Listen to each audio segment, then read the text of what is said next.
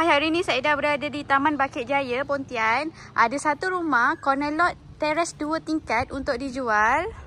Okey, ni rumahnya. Jom kita masuk dalam.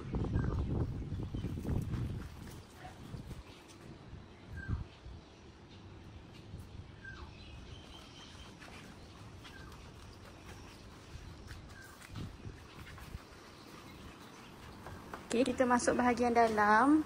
Ni bahagian depan dia. Bahagian depan berbentuk curve lah. Okey. Kita menuju ke bahagian ruang tamu. Ni bahagian ruang tamu. Ada split level dekat sini. Ni tangga menuju ke bahagian atas. Bawah tu ada store. Kita tengok bahagian dapur dulu. So ni bahagian dapur. Ada satu bilik. Macam maid room lah dekat sini.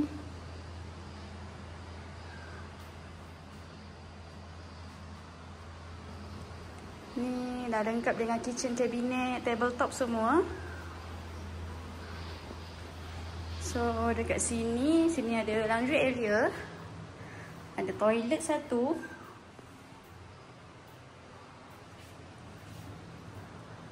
Ni ada lagi satu bilik. Tu kita tengok bahagian pintu belakang pula.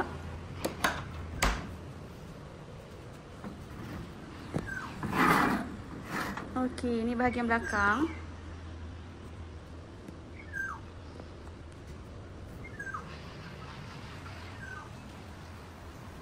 Kita menuju ke atas pula.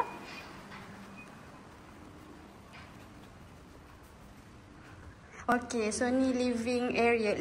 Ni family area. Kita masuk master bedroom dulu. Master bedroom, wah luas Tengok bahagian depan dulu. So sama juga, bahagian depan dia ni ada curve shape. So sini ada balcony.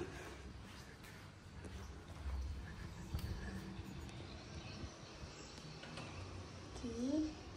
Ni ada pintu, nanti saya dah tunjuk pintu yang mana.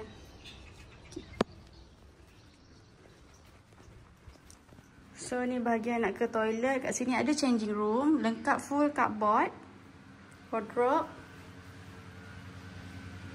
So sini toilet dah ada siap-siap partition lah. Okay. So pintu yang tadi saya dah cakap,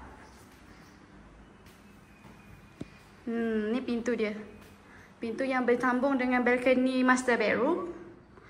Sini ada satu ruang. Sini living. Sini family area. Kita masuk bilik yang sini pula. Okey, bilik pun cukup luas. Lengkap dengan toilet.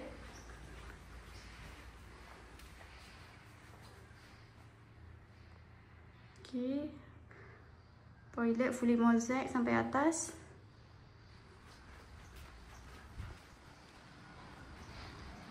Bilik seterusnya.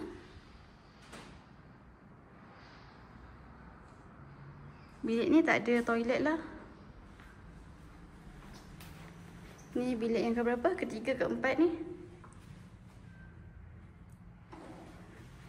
Ni bilik yang dah di-extend, dah lengkap dengan toilet. Kita tengok bahagian toilet dia. Pun sama, dah fully mosaic sampai ceiling. So ni bilik yang terakhir. Kita tengok daripada hujung. Okey. Pun lengkap dengan toilet juga. Ni toilet lagi besar.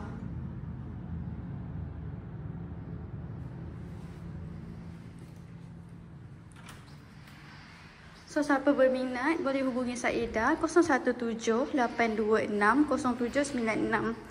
Bye.